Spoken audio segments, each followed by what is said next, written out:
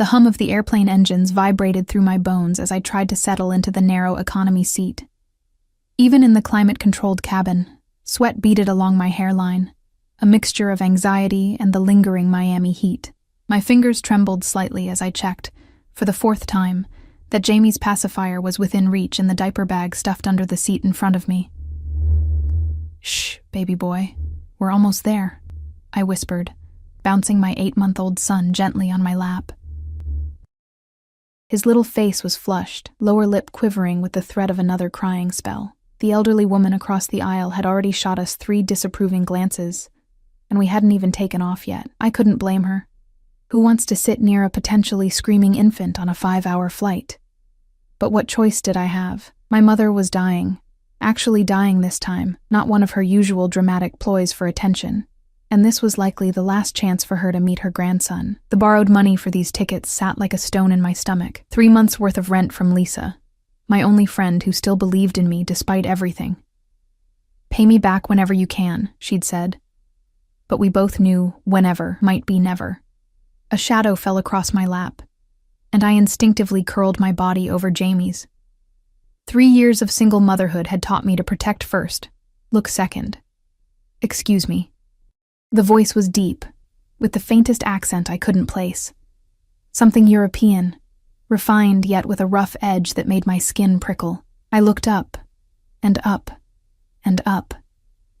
He stood in the aisle, imposing in a suit that probably cost more than 6 months of my salary at the diner.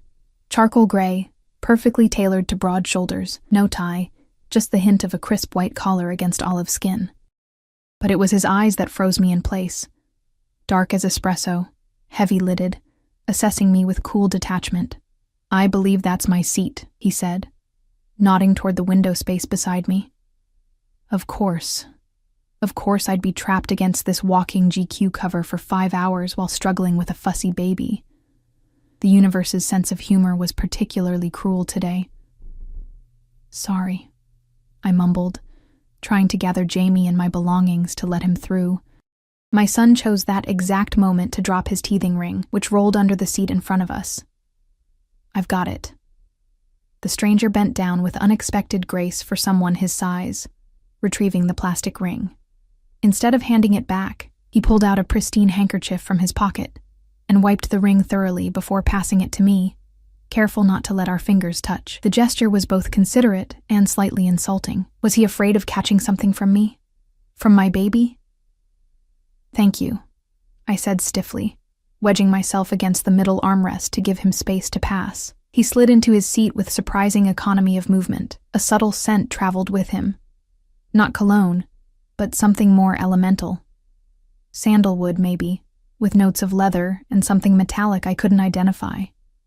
The smell of money, of power. Jamie whimpered again, his little fists balling up against my chest. "First flight?" the man asked. His voice was neutral, yet something in his tone suggested the question was purely rhetorical. He already knew the answer. "Is it that obvious?" I attempted a smile that felt more like a grimace. He didn't smile back, just gave a slight nod, and turned his attention to the window as the flight attendant began the safety demonstration.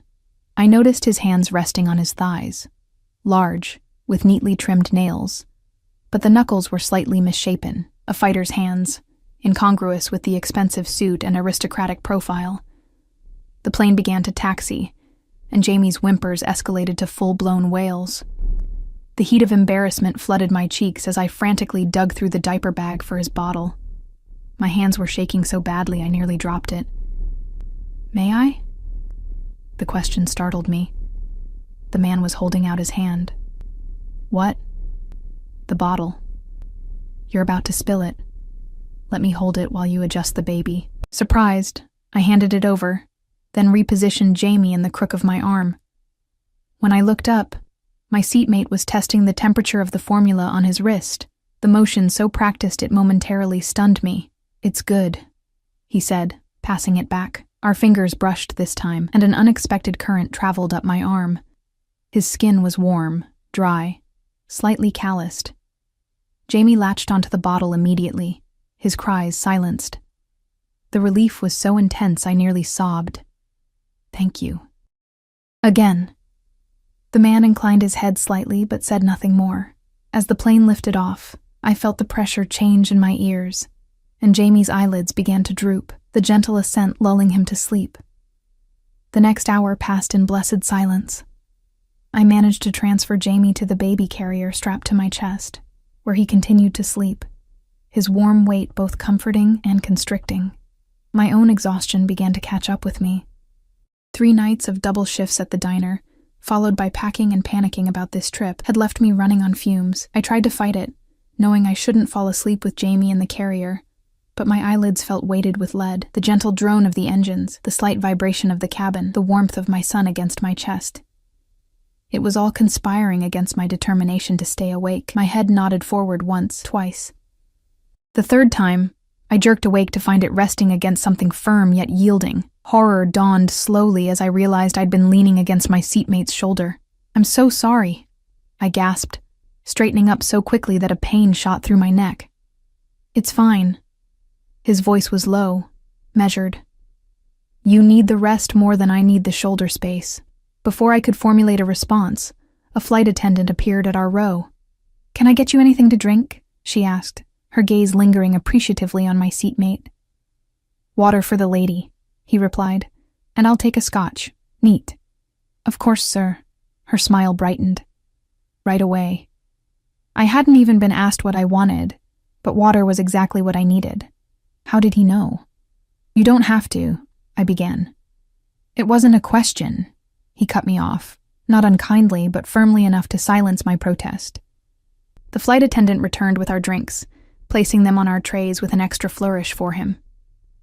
"Will there be anything else, Mr. Castellano?" So she knew him. Or at least knew of him. "That will be all for now, thank you." His dismissal was polite, but absolute. She retreated, looking slightly disappointed. Castellano. The name niggled at something in my memory, but exhaustion was making my thoughts sluggish. "You should drink," he said, nodding toward my untouched water. "Dehydration makes the fatigue worse." I obeyed without thinking, draining half the cup in one go. The cool liquid revived me slightly. "I'm Ellie," I said, not sure why I was introducing myself to this intimidating stranger. "This is Jamie." He regarded me for a long moment, those dark eyes unreadable. "Luca," he finally offered. No last name, though the flight attendant had already provided it. "Thank you for being understanding about—" I gestured vaguely to Jamie and myself. "Children are innocent," he said, the words carrying a weight that suggested layers of meaning I couldn't decipher. "They deserve patience." Something in his tone made me look at him more closely. There was a hardness to his features, the sharp line of his jaw, the slight crease between his brows, but also something else, a sadness perhaps, or a weariness that went beyond physical exhaustion. "Are you a father?" The question slipped out before I could stop it. His expression didn't change, but I felt him tense beside me. "No." The single syllable closed the door on that line of conversation so firmly I could almost hear it slam. I turned my attention back to Jamie, adjusting the carrier slightly to ease the pressure on my shoulders. The movement woke him, and he blinked up at me with those big blue eyes. His father's eyes. Though I tried not to think about that, he made a small sound of discontent, his face scrunching up in preparation for a cry. Before I could react, Luca reached into his jacket pocket and produced a small wooden object. It looked handcrafted, a smooth oval with intricate patterns carved into the surface. "May I?" he asked, holding it up for my inspection. I nodded, curious. He held the wooden piece in front of Jamie, rotating it slowly. The light caught the polished surface, creating shifting patterns that immediately captivated my son. His impending cry transformed into a gurgle of interest, his tiny hands reaching toward the object. "It's a worry stone," Luca explained, his voice dropping to a hypnotic murmur. "My grandfather carved it." Jamie's eyes followed the stone's movement, mesmerized. Luca continued the gentle motion. And to my amazement, my son's eyelids began to droop again. "How did you do that?" I whispered as Jamie drifted back to sleep. The corner of Luca's mouth lifted slightly. Not quite a smile, but close. "Children respond to calm authority." Something about the way he said it sent a shiver down my spine. Not fear, exactly, but awareness. This man was used to being obeyed. The next wave of exhaustion hit me like a physical force. Despite the water, despite my determination to stay alert, my body was surrendering to days of accumulated fatigue. My vision blurred around the edges, and I felt myself swaying slightly in my seat. Sleep. Luca's voice seemed to come from far away. "I'll wake you if he stirs." I wanted to protest, to explain that I never entrusted Jamie to strangers, but my body betrayed me. The last thing I remembered was the gentle pressure of a hand guiding my head to rest against a solid shoulder, and the faint scent of sandalwood enveloping me like a blanket. I woke with a jolt to the sound of soft murmuring. For a moment, I was disoriented, my mind struggling to piece together where I was. The steady hum of engines, the recycled air, the airplane. Jamie. Panic shot through me as I realized my arms were empty. The baby carrier? He's here. Luca's voice, low and reassuring, came from beside me. He was getting restless in the carrier, too confining. I turned to find my son cradled expertly in Luca's arms, happily gumming on the wooden worry stone. The sight was so incongruous, this intimidating man in his perfect suit holding my baby with practiced ease, that for a moment I could only stare. "You should have woken me," I said, reaching for Jamie. "You needed the rest." Luca transferred my son back to me with such careful precision that Jamie barely registered the change.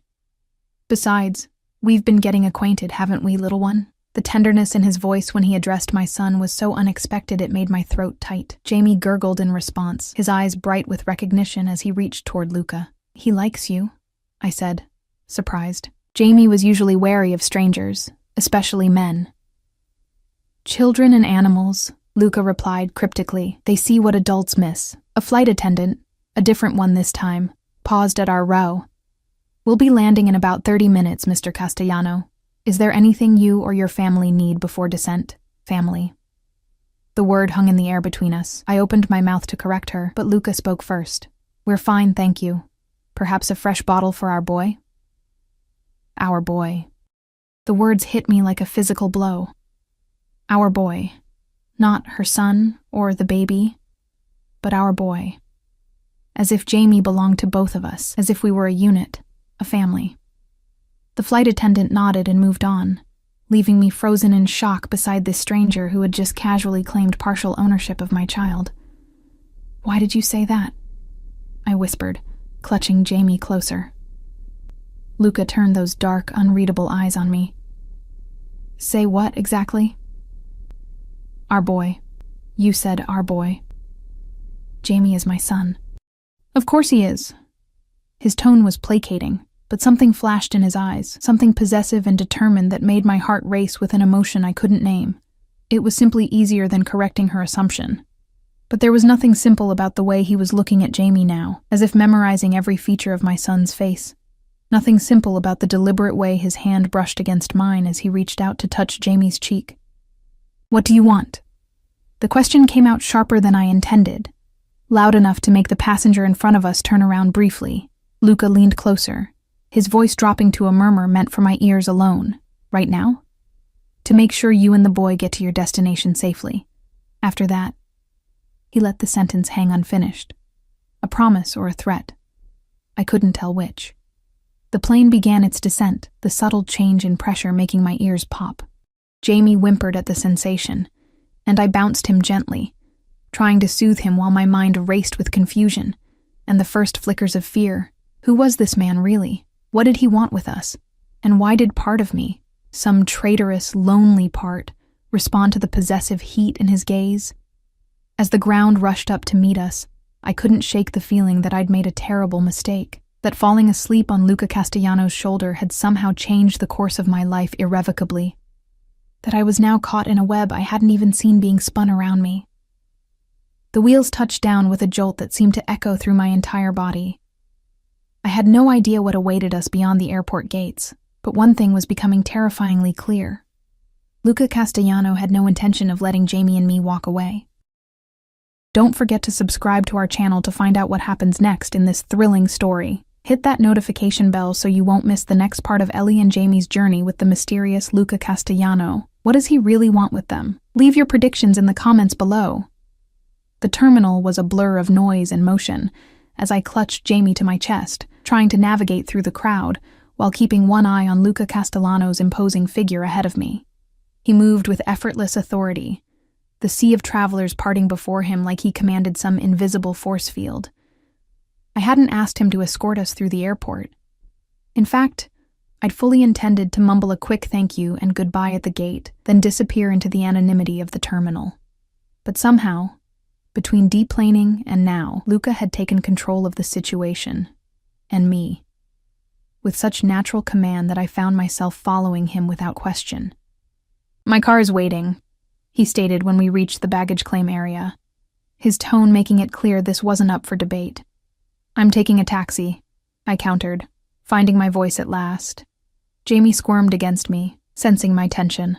"My mother's expecting us." Luca's dark eyes swept over me, taking in my wrinkled sundress, the worn diaper bag hanging from my shoulder, the exhaustion I could feel etched into every line of my face. His expression remained impassive, but something flickered in those depths.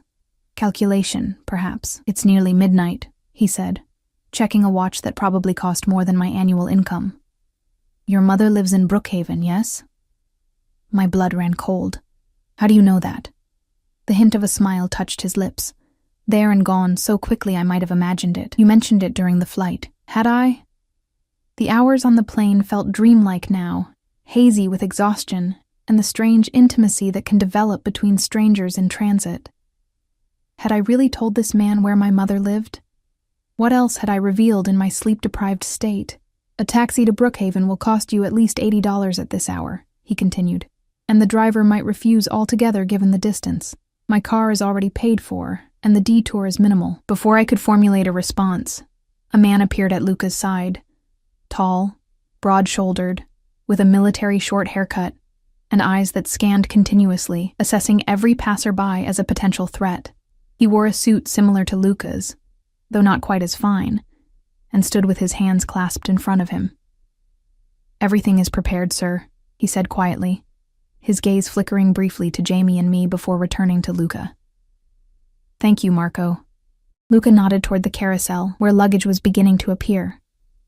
"The lady's bag?" "A small blue suitcase," I said before I could stop myself, with a yellow ribbon on the handle. Marco moved toward the carousel without another word. "You have people who just wait for you?" I asked, unable to mask my disbelief. "I have people who ensure things run smoothly," Luca corrected, his attention now focused on Jamie, who had begun to fuss. "He needs changing." It wasn't a question, and I resented his assumption, even as I recognized he was right. "I'll take care of it before we leave. The facilities here are inadequate." Again, that tone of absolute certainty. "The car has everything you need." Part of me wanted to refuse on principle, to assert some independence in what was quickly becoming a situation where I had none. But Jamie's whimpers were escalating, and the thought of wrestling with him in a grimy airport bathroom stall was decidedly unappealing. "Fine," I conceded, shifting Jamie to my other hip. But then straight to my mother's, no detours. Something that might have been amusement crossed Luca's features. "Of course." Marco returned with my pitiful suitcase, which looked even shabbier next to their pristine appearance. Without comment, he took the diaper bag from my shoulder as well, ignoring my protests. "This way," Luca said, placing his hand at the small of my back to guide me toward the exit. The touch was light, almost imperceptible through the fabric of my dress, yet it burned like a brand. I wanted to pull away, to establish some boundary between us. But Jamie chose that moment to unleash a full-throated wail, and my attention immediately shifted to him. "Shh, baby, it's okay," I murmured, bouncing him gently as we walked. "We'll get you changed soon." Outside, the Atlanta night was thick with humidity, the air heavy with the scent of jet fuel and asphalt. I'd expected a taxi queue, but Luca led us directly to a sleek black SUV with tinted windows idling at the curb. A third man stood beside it, opening the door as we approached. "Ms. Sullivan," Luca said, gesturing for me to enter first. I froze. "I never told you my last name." For the first time, Luca seemed caught off guard, a flicker of something, annoyance, concern, crossing his face before it settled back into its usual impassive mask. "Your luggage tag," he said smoothly. I noticed it on the plane. Was that true? I couldn't remember if my name was visible on the diaper bag. The alternative, that he'd somehow researched me during our flight, was too disturbing to contemplate. Jamie's cries grew more insistent, and practical concerns won out over my suspicion. I climbed into the SUV, finding myself in the most luxurious vehicle I'd ever seen. The leather seats were butter soft, and the interior smelled of something expensive and subtle. Most surprisingly, a state-of-the-art infant seat was already installed. You can secure him there, Luca said, sliding in beside me as Marco took the front passenger seat. There's a changing station folded into the back of my seat. Sure enough, a hidden compartment revealed a padded changing surface, complete with diapers, wipes, and even a small selection of infant clothes. All high-end brands I could never afford. Why do you have all this? I asked, unable to keep the suspicion from my voice, as I laid Jamie down and began changing him. Luca was silent for a moment, watching as I worked. I believe in being prepared for all contingencies. Having a full nursery set up in your car goes beyond prepared, I countered, snapping Jamie's onesie closed. It's borderline creepy. Is it creepy to ensure a child's comfort? His voice remained calm, but there was an edge to it now. Would you prefer I left you to struggle at the airport with insufficient resources? Put that way, it made me sound ungrateful. I bit back my retort and focused on securing Jamie in the infant seat, which fit him perfectly. Too perfectly. How did you know his size? I asked quietly. Standard measurements for an 8-month-old, Luca replied without hesitation. Though he's on the smaller side, isn't he? Perhaps underweight? The observation, accurate though it was, sent a spike of defensive anger through me. He's perfectly healthy. The pediatrician says he's just naturally petite. When was his last checkup?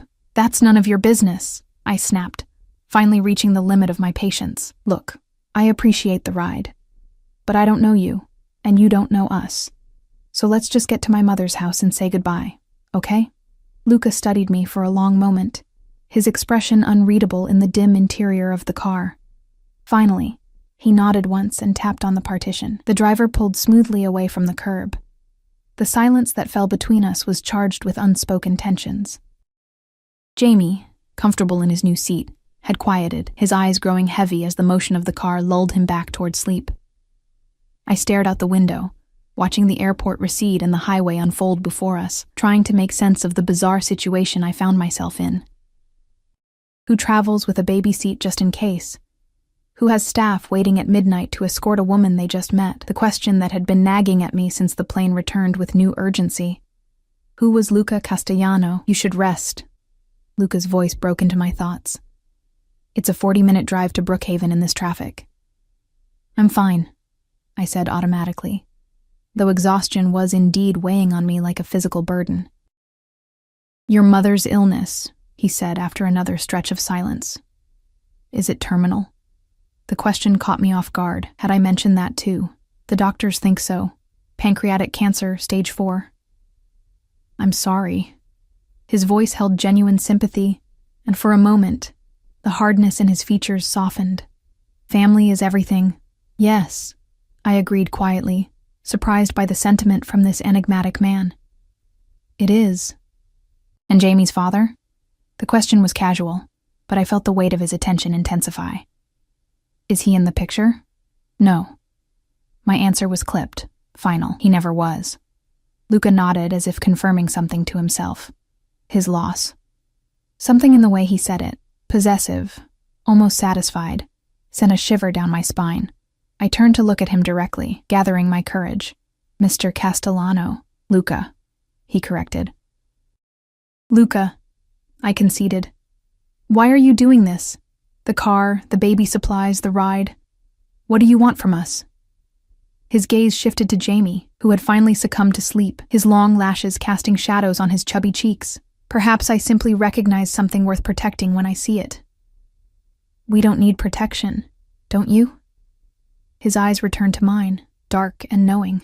A single mother with no support system except a dying parent? Working... He paused, his gaze dropping to my hands. Double shifts as a waitress, based on those calluses, borrowing money for plane tickets. Tell me, Ellie, what happens when your mother is gone? Who protects you and Jamie then? Tears pricked at the corners of my eyes, his blunt assessment cutting too close to the fears that kept me awake at night. We manage. We always have. Management is survival, Luca said, his voice dropping lower. You both deserve more than mere survival. The car slowed, turning onto a residential street I recognized with a pang of nostalgia and dread. My childhood neighborhood, now showing signs of neglect that hadn't been visible when I left 5 years ago. The houses seemed smaller, the lawns less manicured, the streetlights dimmer. Stop the car, I said suddenly. To my surprise, Luca immediately rapped on the partition, and the vehicle pulled to a smooth stop half a block from my mother's house. I want to walk from here, I explained, already reaching to unbuckle Jamie from his seat. It's complicated with my mother, showing up in this kind of car, with you. It would raise questions you're not prepared to answer, Luca finished for me, nodding. I understand. Marco was already retrieving my suitcase from the trunk, and the driver had come around to open my door. I carefully lifted Jamie, who stirred but didn't wake, and cradled him against my chest.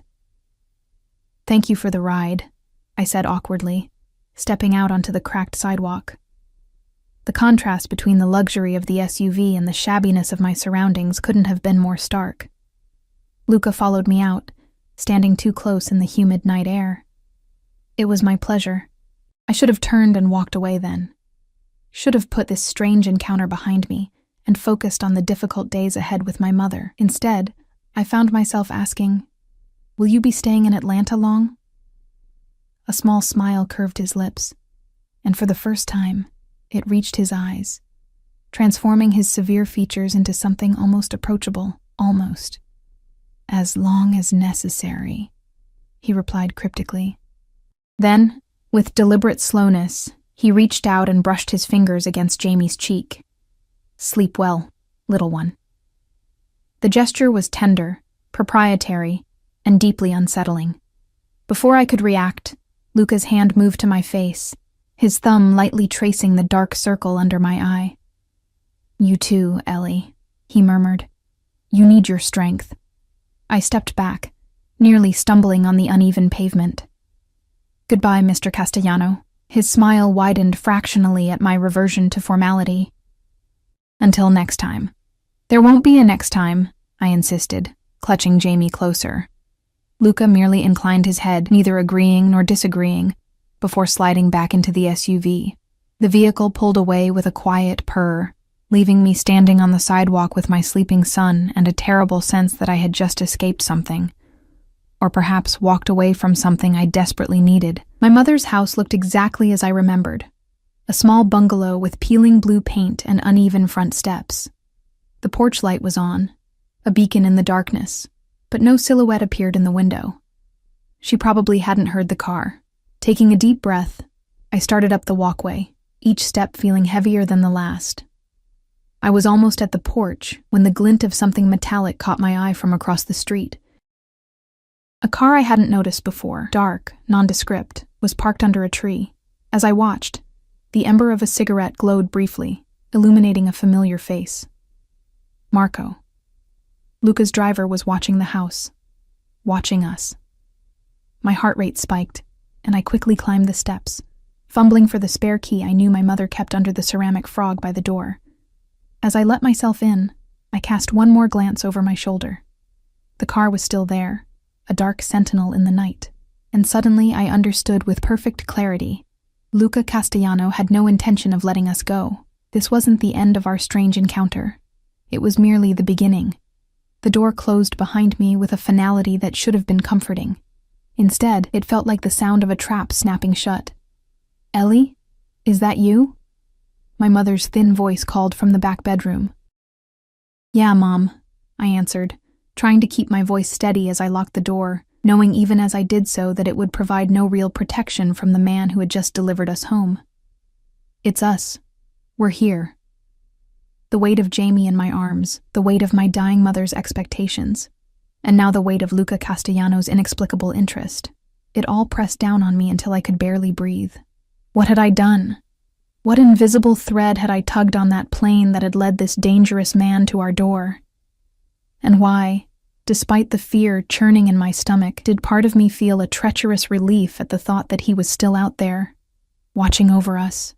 If you're enjoying Ellie and Jamie's story, make sure to hit that subscribe button and notification bell.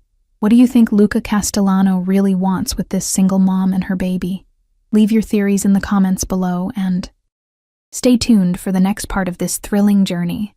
3 days passed in a fog of hospital visits, hushed consultations with doctors, and the rhythmic beeping of machines. My mother had deteriorated far more rapidly than I'd expected, her once vibrant presence reduced to a thin, jaundiced figure barely strong enough to hold Jamie. "He has your eyes," she whispered, during one of her more lucid moments, her withered fingers tracing the curve of Jamie's cheek. "But that chin, that's all Sullivan's stubbornness."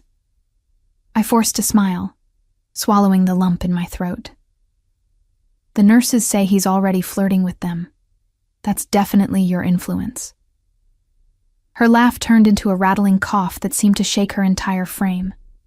When it subsided, she fixed me with a gaze that was suddenly, startlingly clear. "You can't stay here, Ellie," she said, her voice stronger than it had been in days. "After I'm gone, this town will swallow you whole, just like it tried to do before."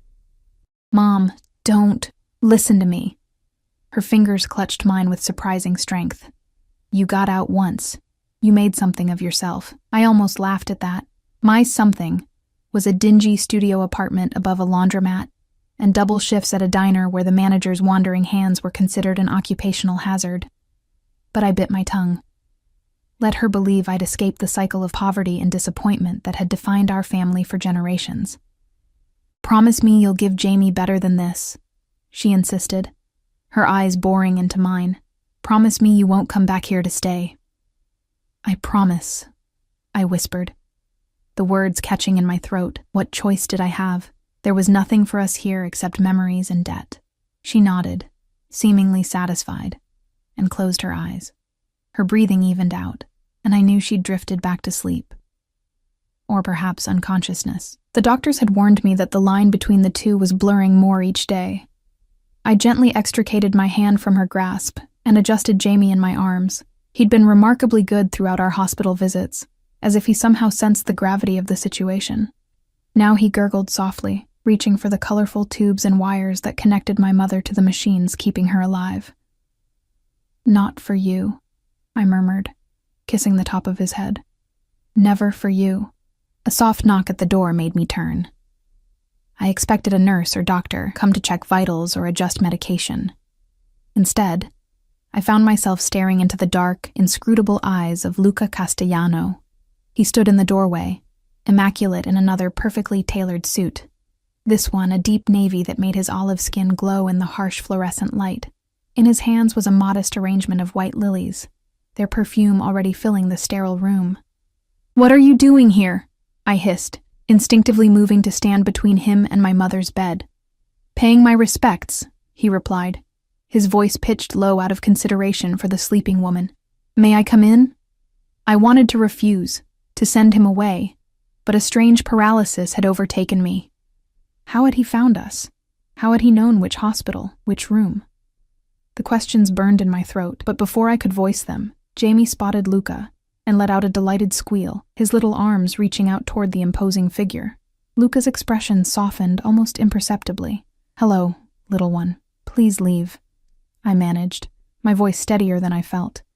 "This is a private family moment, of course." He nodded, setting the lilies on a small table near the door. "I only came to deliver these, and to inform you that arrangements have been made." "Arrangements?" I echoed, confusion momentarily displacing my anger. "What arrangements?" "For your mother's care," he said, as if it were the most natural thing in the world. "She's been moved to the private wing. A specialist is flying in from Johns Hopkins tomorrow to consult on her case." The room seemed to tilt beneath my feet. "You can't do that." "We can't afford—" "It's done," he interrupted, his tone brooking no argument. "The financial aspects have been handled." "By you?" My voice rose despite my efforts to keep it level. "Why would you do that? You don't know us." Something dangerous flickered in his eyes, there and gone so quickly I might have imagined it. "Let's step outside. Your mother needs her rest," He was right about that, at least. I glanced at her sleeping form, then reluctantly followed him into the hallway, closing the door softly behind us. The corridor was quiet, just a few nurses at the distant station, and the muted sounds of medical equipment from neighboring rooms. Jamie continued to squirm in my arms, his eyes fixed on Luca with undisguised fascination. "You had no right," I began, keeping my voice low, but unable to disguise my anger. "I didn't ask for your help, and I certainly can't repay whatever ridiculous sum you've spent on arrangements." "I didn't ask for repayment," Luca replied calmly. "Then what do you want?" I demanded. "Nobody does something like this for nothing." His gaze traveled slowly from my face to Jamie, then back again. A deliberate assessment that made my skin prickle with awareness. Perhaps I simply dislike seeing suffering when I have the means to alleviate it. "Bullshit," I countered, the profanity slipping out before I could stop it. "Men like you don't give handouts to random women they meet on planes. Men like me?" One eyebrow arched elegantly. "And what kind of man am I, Ellie?" The way he said my name, soft, almost caressing, sent an involuntary shiver down my spine. "I don't know," I admitted. "That's the problem. I don't know anything about you except that you're rich and apparently think you can buy your way into our lives." "Not buy," he corrected, taking a step closer. "Invest." The word hung between us, loaded with implications I wasn't sure I wanted to understand. Jamie chose that moment to drop his teething ring, which clattered to the polished hospital floor. Before I could bend to retrieve it, Luca was already kneeling, his movements fluid and precise. Just as he had on the plane, he wiped the toy clean before handing it back. But this time, instead of avoiding contact, his fingers deliberately brushed against mine. The touch sent a jolt of electricity up my arm. "You should eat something," he said, straightening to his full height. "You've lost weight since the flight." The observation, accurate though it was, reignited my irritation. "I'm fine." "You're exhausted and malnourished," he countered flatly. "How can you care for Jamie if you collapse?" The harsh truth of his words stung.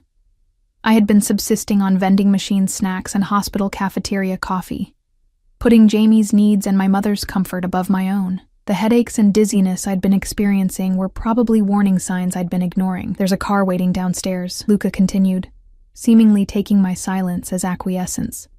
"My driver will take you to get a proper meal, then back to your mother's house for some rest. The nurses have my number if there's any change in her condition." "They have your number?" The implications of that, of how thoroughly he had inserted himself into our situation, left me reeling. "How did you even find us? How did you know which hospital she was in?" "Does it matter?" he asked, his expression unreadable. "The result is the same. Your mother is receiving the best possible care, and you have the opportunity to recover your strength." "It matters to me," I insisted, shifting Jamie to my other hip. "I want to know who I'm dealing with." For a long moment, Luca studied me, his dark eyes measuring something I couldn't fathom. Then, with a slight incline of his head, he reached into his jacket pocket and withdrew a business card. Simple, elegant cream stock, with only his name and a phone number embossed in dark ink. "Call this number anytime," he said, pressing the card into my palm. "Day or night, if you need anything at all." I stared at the card, its weight seeming disproportionate to its size. "This doesn't answer my question." "No," he agreed, a hint of amusement coloring his tone. "It doesn't, but it's a start." Before I could respond, Jamie let out a sharp cry, his patience finally exhausted. Luca's attention immediately shifted to him, his expression softening in a way that transformed his entire face. "He's hungry," Luca observed, reaching out to brush a finger against Jamie's flushed cheek. "And tired. You both need food and rest." As much as I hated to admit it, he was right. The thought of a real meal and a few hours of uninterrupted sleep was almost painfully tempting. "Fine," I conceded, pocketing the business card. "But just dinner and then home, and I want to check on my mother before I leave." "Of course." Luca stepped back, giving me space to return to my mother's room. "Marco is waiting in the lobby. Take as long as you need." I hesitated, suddenly reluctant to turn my back on him. "You're not coming?" Something like satisfaction flickered across his features. "Would you like me to?" "No," I said quickly. Too quickly, perhaps. I assumed you would insist. I don't need to insist, he replied softly. I'm patient, Ellie. When something is inevitable, there's no need to rush. The confidence in his voice, the absolute certainty, should have angered me. Instead, it sent a complicated mixture of emotions spiraling through my chest. Fear, yes, but also a treacherous, unwelcome flutter of anticipation. Nothing about this is inevitable, I told him, lifting my chin defiantly. His smile was slight but knowing. We'll see. With that cryptic response hanging in the air between us, I retreated to my mother's room, feeling his gaze on my back with every step. It wasn't until I closed the door behind me that I realized I was trembling. My mother was still asleep, her breathing shallow but steady. I stood beside her bed, watching the rise and fall of her chest, trying to reconcile the woman I remembered. Fierce, proud, unyielding, with this fragile shell. Mom, I whispered, knowing she couldn't hear me.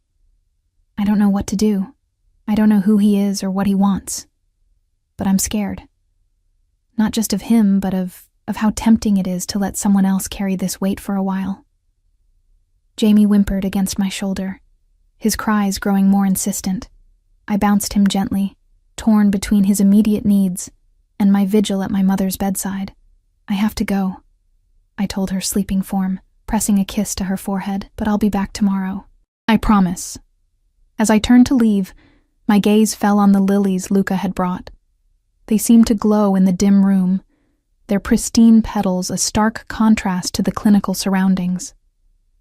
Beautiful, pure, yet somehow out of place, like Luca himself in our messy, complicated lives. The drive to the restaurant was silent, Marco's imposing presence in the driver's seat discouraging conversation. He took us to a small Italian place tucked away on a side street, its warm lights and rich aromas a world away from the antiseptic hospital environment. Mr. Castellano made arrangements, the host informed me, leading us to a private room in the back where a high chair was already waiting for Jamie. Everything has been taken care of. Of course it had. I was beginning to understand that this was how Luca operated, smoothing paths, removing obstacles, creating spaces where his will could unfold unimpeded. The meal that followed was the best I'd had in months, perhaps years. Simple but exquisite pasta, crusty bread, a glass of wine I initially refused, but eventually accepted. Jamie demolished a bowl of pureed vegetables with such enthusiasm that even Marco cracked a smile. By the time we left, the sky had darkened to deep indigo, stars obscured by Atlanta's light pollution. The car glided through the city streets, and I found myself drifting, the combination of food, wine, and exhaustion pulling me toward sleep. I must have dozed off because the next thing I knew, Marco was opening my door, and we were parked outside my mother's house. The porch light was on. I didn't remember leaving it on, and through the front window I could see a warm glow that suggested lamps had been lit inside as well. Who's in the house? I asked sharply, suddenly alert. Mrs. Vasquez, Marco replied, his voice surprisingly gentle. Mr. Castellano arranged for her to prepare the house for your return. Mrs. Vasquez? The name was vaguely familiar. The housekeeper from 2 streets over? Marco nodded, already lifting my sleeping son from his car seat with practiced ease. She has prepared a crib for the little one and fresh linens for you. I should have been outraged at this further invasion, this presumption that my home needed preparing. Instead, I felt only a bone-deep weariness, and beneath it, a shameful gratitude. The thought of walking into an empty house, of having to make up beds and find clean towels, had been weighing on me more than I'd admitted. Mrs. Vasquez met us at the door, her round face creased with a warm smile. Miss Ellie, she greeted me. It's been too long, and this must be little Jamie. She ushered us inside, where the transformation was immediately apparent. The house was spotless, the musty smell replaced by the scent of lemon polish and something delicious baking. Fresh flowers, not lilies this time, but cheerful daisies, stood in a vase on the coffee table. I've made up your old room, Mrs. Vasquez explained, leading the way, and set up the nursery in the small room next door. Mr. Castellano said the baby might need his own space to sleep properly. She spoke of Luca with such casual familiarity, as if he were an old family friend, rather than a stranger who had inserted himself into our lives 3 days ago. I wanted to question her, to ask what exactly he had told her, but Jamie was stirring in Marco's arms, and my own exhaustion was a physical weight pressing down on me. "Thank you," I managed, accepting my son back from Marco. "This is very kind." Mrs. Vasquez patted my arm. "It's no trouble, dear. I'll be back tomorrow morning to help with breakfast. There's food in the refrigerator if you get hungry during the night." With that, she gathered her things and left, Marco following silently behind her. I locked the door after them, then stood in the entryway, surrounded by the familiar bones of my childhood home now draped in Luca Castellano's influence. In my old bedroom, I found not only fresh linens, but new curtains, a plush area rug that hadn't been there before, and on the bedside table, a state-of-the-art baby monitor already connected to the nursery. The sight of it, this thoughtful, intrusive gesture, brought unexpected tears to my eyes. The nursery itself was a revelation. The small room that had once been my mother's sewing space now contained a beautiful wooden crib, a changing table stocked with supplies, and a rocking chair that looked antique but was clearly new. Soft lamps cast a gentle glow over walls that had been freshly painted a soothing shade of blue. "What do you think, Jamie?" I whispered, carrying him into the room. "A bit much, isn't it?" But my son's eyes were wide with wonder, his little hands reaching for a mobile of stars and moons that hung above the crib. When I laid him down on the impossibly soft mattress, he didn't protest, just gazed up at the mobile with fascination until his eyelids began to droop. I stood watching him fall asleep, my emotions a tangled mess. On one hand, the intrusion was breathtaking in its presumption. On the other, the care evident in every detail spoke of something more complex than mere manipulation. The sound of my phone buzzing broke the spell. A text message from an unknown number. "Is everything satisfactory?" I knew immediately who it was. With trembling fingers, I typed a response. "Why are you doing this?" The reply came almost instantly. "Because you and Jamie deserve better." I stared at the screen, my throat tight with emotions I couldn't name. Before I could decide whether to respond, another message appeared. "Sleep well, Ellie. Tomorrow will be difficult." The words sent a chill down my spine. How did he know? Had the doctors told him something they hadn't told me? Or was this just another demonstration of his uncanny ability to predict and control our circumstances? I set the phone down without replying and retreated to my own room, where the bed beckoned with its fresh linens and plump pillows. As I sank into its comfort, I tried to make sense of the whirlwind my life had become since that fateful plane ride. Who was Luca Castellano, really? What did he want from us? And why, despite all my misgivings, did part of me want to surrender to the protection he offered? The questions swirled in my mind as exhaustion pulled me under, dragging me into dreams where dark eyes watched from shadows, and strong hands reached out to catch me as I fell.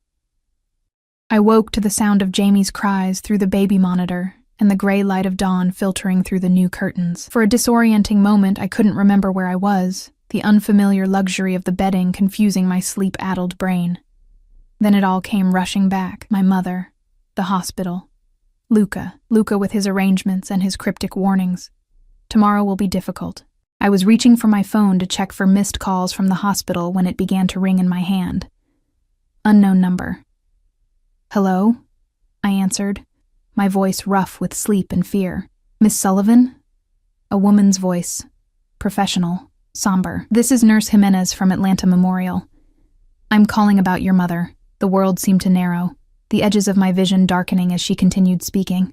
Words like deteriorated and comfortable and time to say goodbye filtered through the roaring in my ears. "I'll be right there," I managed, already scrambling out of bed. "The car is waiting," the nurse replied, an odd note in her voice. "Mr. Castellano said you'd want to come immediately." Of course he had. Of course he'd known, had arranged, had prepared.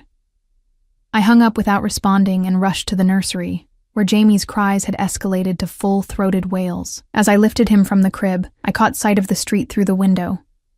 A now familiar black SUV idled at the curb, Marco standing beside it, head tilted as if listening to something or someone on his phone. For one wild moment, I considered refusing to go with him, calling a taxi instead, asserting some last vestige of independence, but time was precious now, and pride was a luxury I couldn't afford. 20 minutes later, Jamie fed and both of us dressed. I walked out to the waiting car.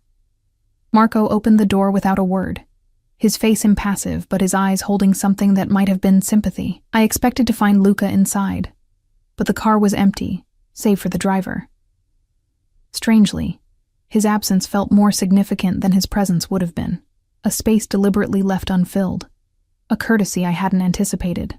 The hospital corridors seemed longer this morning, the fluorescent lights harsher. Jamie was quiet in my arms, as if sensing the gravity of the moment. When we reached my mother's room, I paused outside the door, gathering my courage. "You can do this," a low voice said from behind me. I turned to find Luca standing there, his expression solemn. He wore no suit today, just dark slacks and a simple button-down shirt, as if he'd made an effort to be less imposing in this moment. "She's waiting for you," he continued, his hand coming to rest lightly on the small of my back. "I'll take Jamie if you want some time alone with her." The offer was unexpected, and my first instinct was to refuse. But there were things I needed to say to my mother. Private things, final things. Just for a few minutes, I conceded, reluctantly transferring my son to Luca's waiting arms. Jamie went willingly, even eagerly, his little hands immediately reaching for Luca's face with a familiarity that should have troubled me more than it did. In that moment, though, I could only feel gratitude for one less worry. "Take as long as you need," Luca said, settling Jamie comfortably against his chest. "We'll be right here." I nodded, unable to speak past the lump in my throat, and pushed open the door to say goodbye to the woman who had given me life, who had loved me fiercely if imperfectly, and who was about to leave me truly alone in the world. Or so I thought. The next hours passed in a blur of tears and whispered goodbyes. My mother slipped away peacefully just after noon, her hand in mine, her last words a barely audible, "Be strong." The finality of it, the absolute, irrevocable absence of her, left me hollow, as if something essential had been scooped out of my chest. Throughout it all, Luca remained a silent presence just outside the door, caring for Jamie with an ease that should have seemed unnatural, but somehow didn't. When the nurses came to take my mother's body, when the hospital administrator approached with forms and sympathetic platitudes, when the funeral director arrived to discuss arrangements I couldn't possibly afford, Luca was there, handling everything with quiet efficiency. I should have resented his intervention, his assumption of control. Instead, I found myself pathetically grateful for the buffer he provided between me and the brutal logistics of death. "Everything is taken care of," he told me as we left the hospital, his hand a steady pressure at the small of my back. "The service will be tomorrow afternoon." Small, dignified, as I believe she would have wanted. "Tomorrow?" I echoed, my voice hoarse from crying. "That's so fast." "You mentioned she didn't want to fuss," he replied, guiding me toward the waiting car, where Marco stood with Jamie already secured in his seat, "and I thought perhaps a clean break would be easier, for both of you." He was right, of course. My mother had always been practical about death, insisting she didn't want people standing around crying over a box. And the thought of dragging out the process, of days spent in this limbo of grief, was unbearable. "Thank you," I managed. The words inadequate for the magnitude of what he had done, was doing for us. "I don't know how I'll ever repay you." Something darkened in his eyes, a fleeting shadow quickly masked. That's not a concern at the moment. But it was a concern, one that grew more pressing with each act of generosity, each demonstration of his seemingly limitless resources. No one did this much for a stranger without expecting something in return. The question was, what did Luca Castellano want from me? From us, back at my mother's house. No, not hers anymore, I reminded myself with a fresh stab of grief. Mrs. Vasquez was waiting with a simple meal and sympathetic clucking. She took Jamie from me with practiced hands, promising a bath and a bottle while I ate. "You need your strength, Miss Ellie," she insisted, her accent thickening with emotion. "The little one needs you strong." I nodded mechanically and allowed myself to be led to the kitchen table, where Luca pulled out a chair for me. The domesticity of the gesture, the ease with which he moved through this space as if he belonged there, should have alarmed me. Instead, it felt like the only solid thing in a world suddenly made of quicksand. "Eat," he said, taking the seat opposite me. It wasn't a request. I forced myself to take a bite of the soup Mrs. Vasquez had prepared, then another. The flavors barely registered, but the warmth spread through my chest, thawing some of the ice that had formed there. "What happens now?" I asked after several minutes of silence, my spoon scraping the bottom of the empty bowl. Luca studied me across the table, his dark eyes unreadable. "That depends on you." "On me?" A bitter laugh escaped my throat. "What choices do I have? I can't afford to stay here. I can't afford to leave. I have a son to feed, rent due in 2 weeks, and barely enough savings to get us back to Miami. You have options," he replied evenly. "More than you realize." "Such as?" He leaned forward, his forearms resting on the table, hands clasped loosely together. I noticed again the subtle imperfections of those hands, the slightly crooked knuckle on his right index finger, a thin scar across the back of his left hand. The hands of a man who had known violence. "I have a proposition for you," he said, his voice pitched low, despite the fact that we were alone, Mrs. Vasquez having taken Jamie upstairs. "One that would solve your financial concerns permanently." My heart rate accelerated, a flush of heat rising to my cheeks. "I'm not for sale, Mr. Castellano." The corner of his mouth twitched, not quite a smile. "I'm not in the business of buying people, Ellie." "Then what exactly are you proposing?" He was silent for a moment, his gaze unwavering. "I want you and Jamie to come to New York with me." The statement hung in the air between us, simple yet laden with implications. "Why?"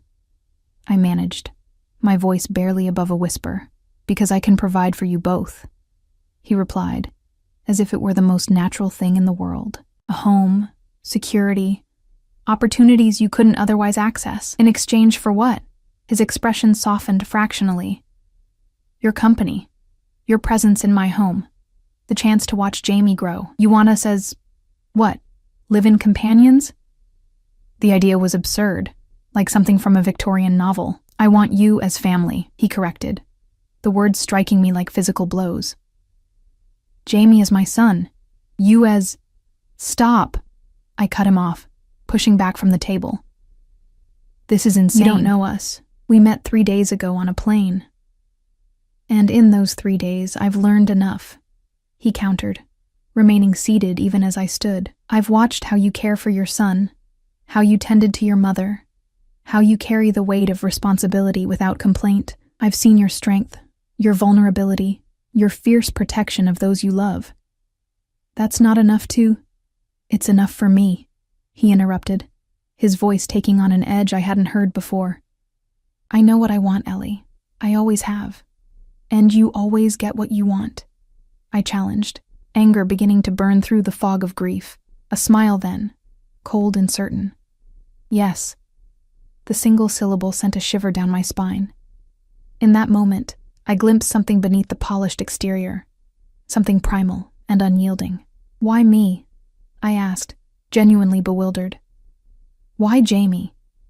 You could have anyone. Someone from your world.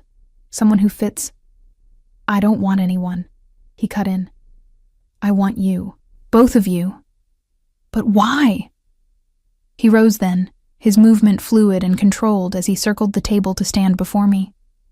This close, I had to tilt my head back to meet his gaze, a position that emphasized the difference in our heights, our power. "Jamie reminds me of someone I lost," he said, his voice dropping to a near whisper, "a child who never had the chance to grow up. When I saw him on that plane, something shifted. And then I saw you, exhausted, alone, fighting so hard for him. And I knew." "Knew what?" My own voice had gone hoarse. His hand came up, fingers brushing a strand of hair from my face with exquisite gentleness. "That you were the missing pieces. The ones I've been searching for without knowing it." There was something raw in his confession, a vulnerability I hadn't expected from this controlled, powerful man. It should have moved me, perhaps. Instead, alarm bells rang in my mind. You can't replace a lost child with my son, I said, taking a step back. And you can't buy a ready-made family to fill whatever void you're carrying. Anger flashed in his eyes, there and gone so quickly I might have imagined it. That's not what this is. Then what is it? Because from where I'm standing, it looks like a man with too much money and too much power fixating on a woman and child he doesn't know, offering to solve all their problems in exchange for… What? Playing house? Fulfilling some fantasy of fatherhood? His jaw tightened, a muscle ticking visibly beneath the smooth skin. I'm offering you a better life, safety, security, everything Jamie deserves. At what cost? I pressed, my heart hammering against my ribs. There's always a cost, Luca. For a long moment, he simply looked at me, his expression unreadable. Then, with deliberate slowness, he reached into his pocket and withdrew a small velvet box. The cost, he said, opening it to reveal a diamond ring that caught the kitchen light in blinding facets, is marriage. The world seemed to tilt beneath my feet. You can't be serious. I'm always serious. His voice had taken on that edge again, the one that brooked no argument. I want you as my wife, Jamie as my son, a legal binding arrangement that gives you both my name, my protection, my legacy. This is insane, I whispered, unable to tear my eyes from the obscene sparkle of the diamond. We don't know each other. We don't love each other. Love, he repeated, as if tasting the word for the first time. An unpredictable emotion at best, destructive at worst. I'm offering something more reliable. Commitment, loyalty, resources. Marriage isn't a business transaction, isn't it? His smile was knowing, almost sad. Throughout history, marriage has primarily been an exchange of security for fidelity. The romantic notion is relatively recent and statistically unstable. I shook my head, trying to clear it of his persuasive logic. Even if that were true, why would you want to marry a stranger, a waitress with no connections, no money, nothing to bring to this transaction?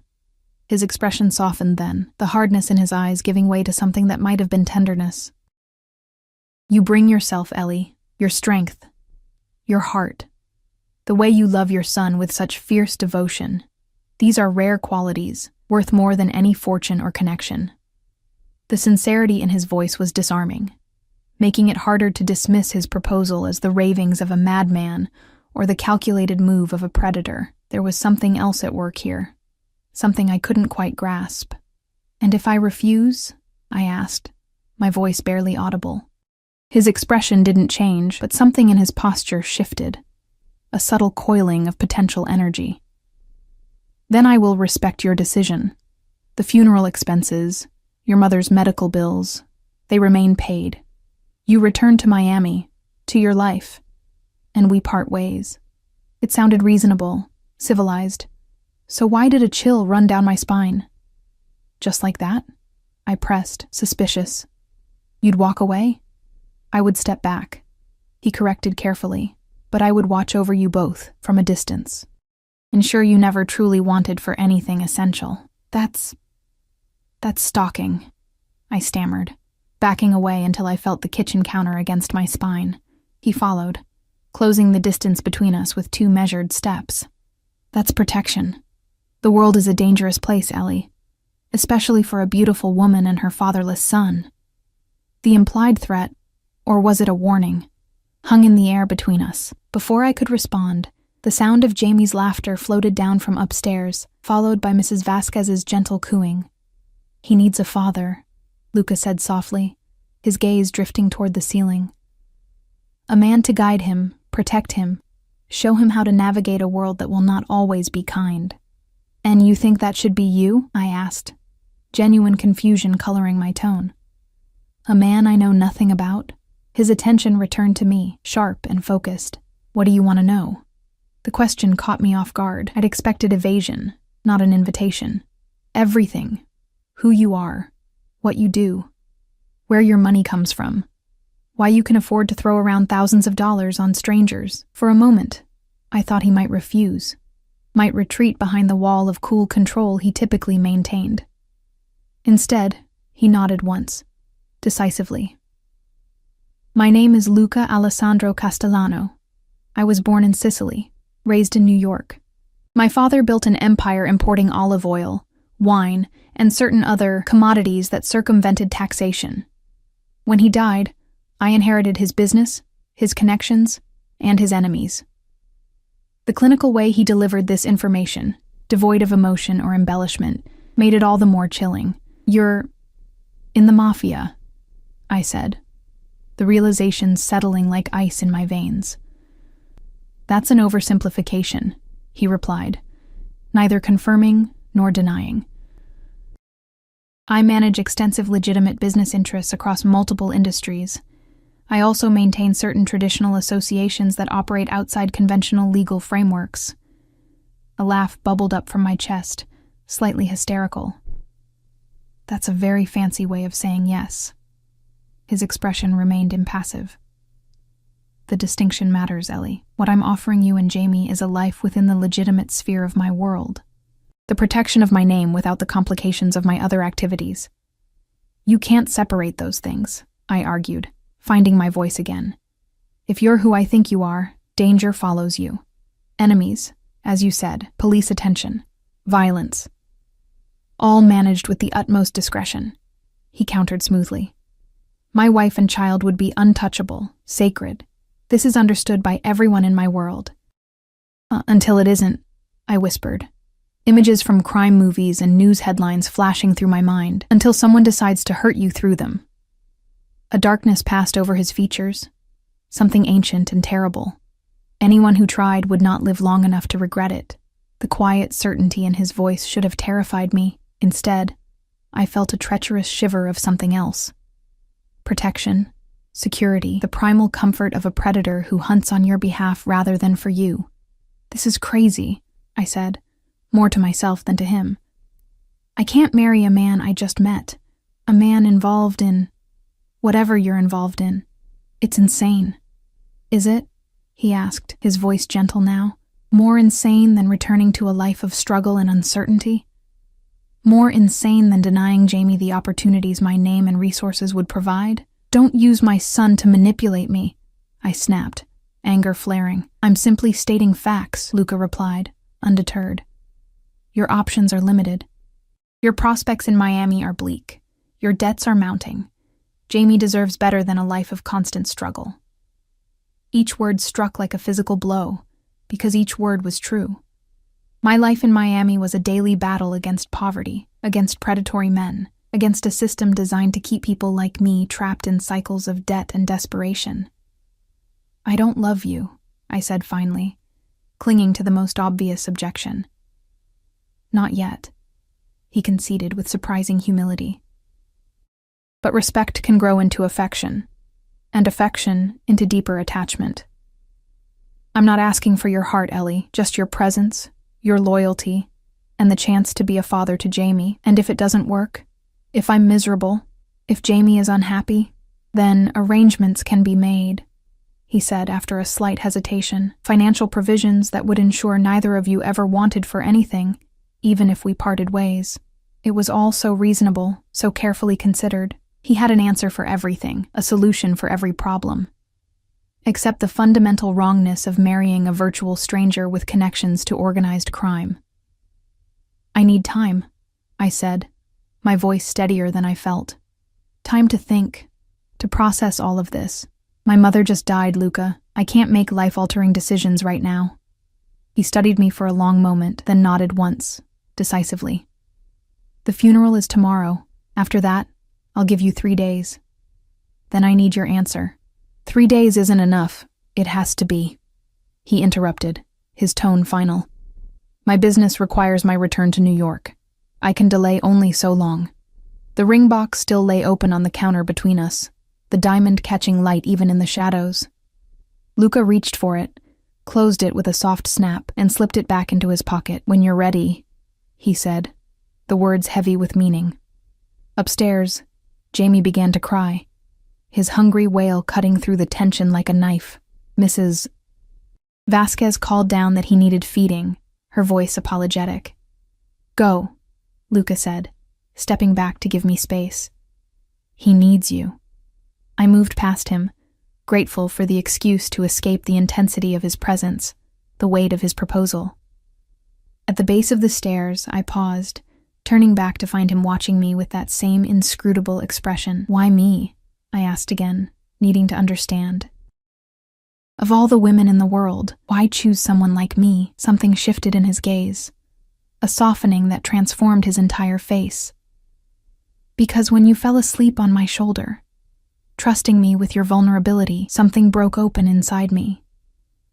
And when I held Jamie while you said goodbye to your mother, something healed. I can't explain it more clearly than that." The raw honesty in his voice struck me more powerfully than any of his logical arguments or subtle threats. For the first time, I glimpsed the man beneath the power and control. A man perhaps as lonely and adrift as I was, in his own way. 3 days, I acknowledged. Then turned and climbed the stairs to my son.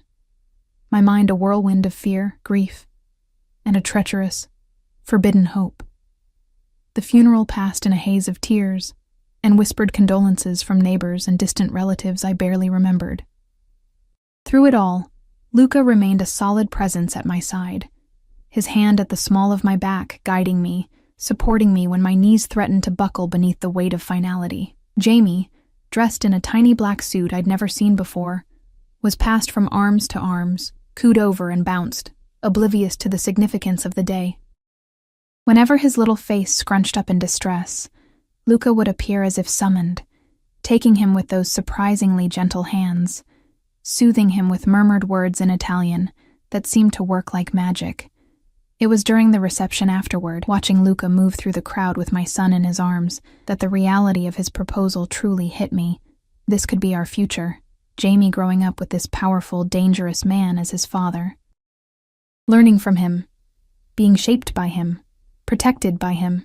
The thought was both terrifying and, in some deep, primal part of me, deeply appealing. "He's good with the baby," Mrs. Vasquez observed, appearing at my elbow with a plate of food I hadn't asked for but desperately needed. "A natural father, that one." I accepted the plate with a murmured thanks, my eyes still tracking Luca and Jamie through the crowd. "You seem to know him well," she shrugged, a small, knowing smile playing at the corners of her mouth. "I know of him. His reputation. And," I prompted, suddenly desperate for an outside perspective. Some insight that might help me make sense of the impossible choice before me. "He is a man of his word," she said carefully, her eyes meeting mine with unexpected intensity. "What he promises, he delivers. What he protects stays safe." "But at what cost?" I whispered, the question that had been haunting me since his proposal.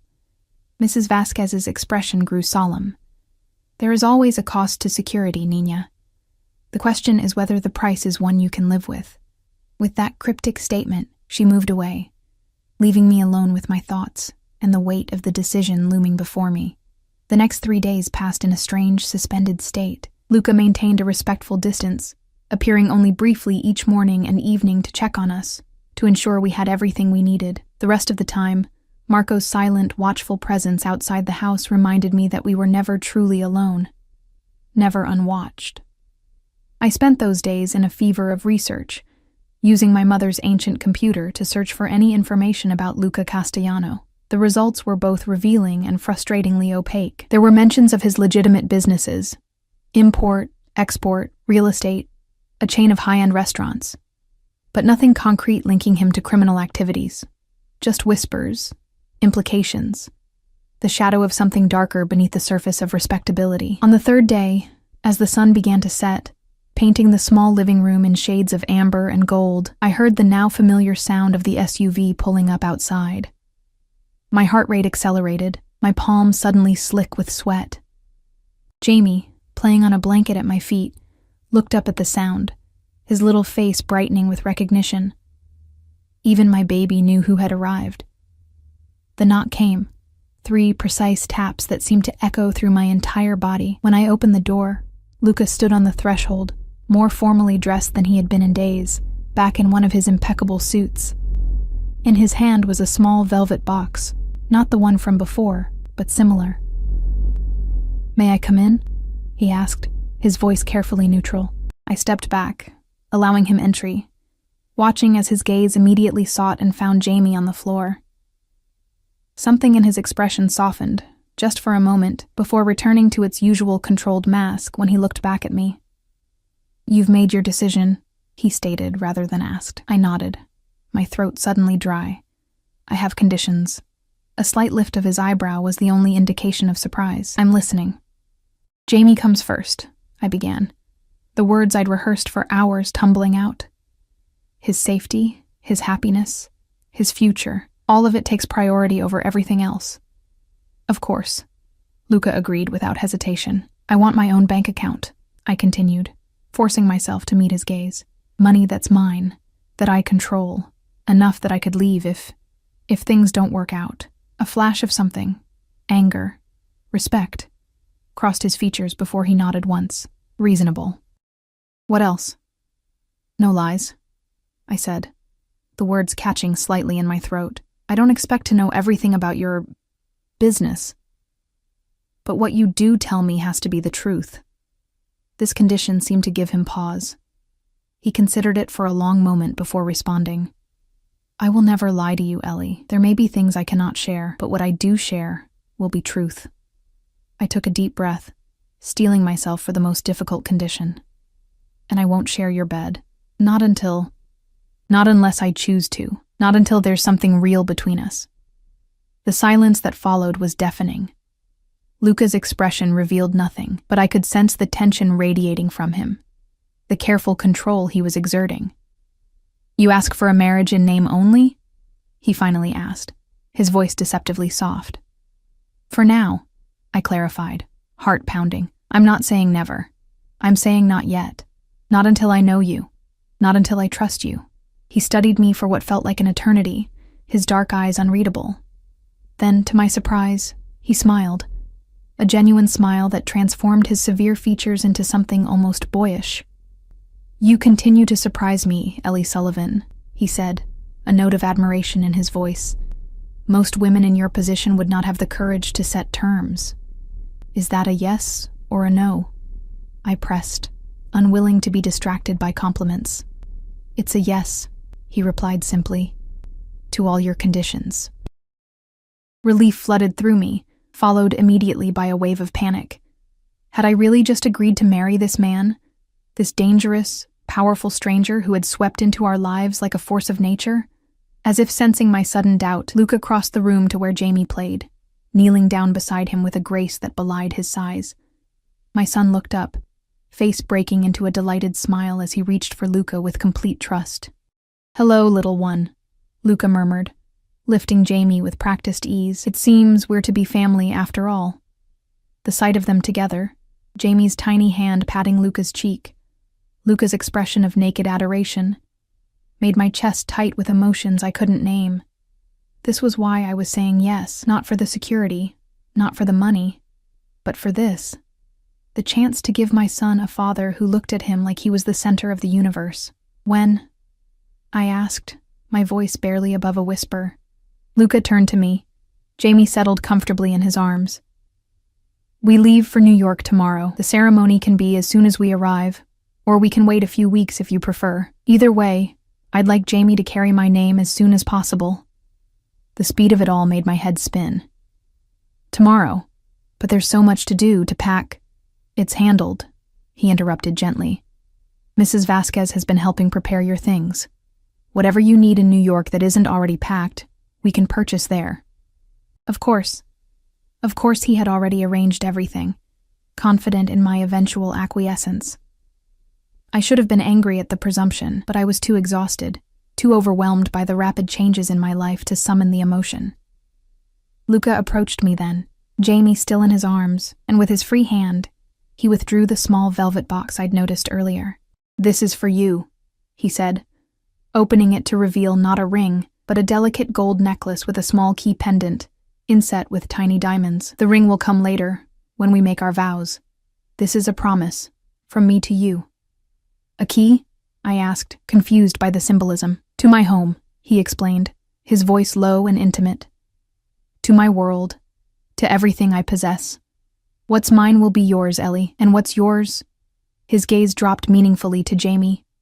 will be cherished beyond measure. He lifted the necklace from the box, and I turned automatically, allowing him to fasten it around my neck. The pendant rested just above my heart, its weight slight but significant. "Tomorrow," he repeated, his breath warm against my ear as he stepped back. A new beginning for all of us. As the sun dipped below the horizon, casting the room in deepening shadows, I reached up to touch the key at my throat. I had made my choice, for better or worse, for Jamie's future and my own survival. I had unlocked a door to a new life, one filled with luxury and protection, but also with unknown dangers and compromises. The question that remained, hanging in the air between us as Luca smiled down at my son with possessive tenderness, was whether I had just saved us or sold us to the highest bidder. Only time would tell if falling asleep on a Mafia boss's shoulder had been the greatest mistake of my life, or its salvation. Thank you so much for joining me on this thrilling journey with Ellie, Jamie, and the mysterious Luca Castellano. If you enjoyed this story, please don't forget to hit that like button and subscribe to the channel for more captivating tales like this one. Drop a comment below telling me what you think happens next for this unlikely family. Will Ellie find true love with her dangerous new husband? What secrets might Luca still be hiding? I can't wait to hear your thoughts. Until next time, keep reading and dreaming.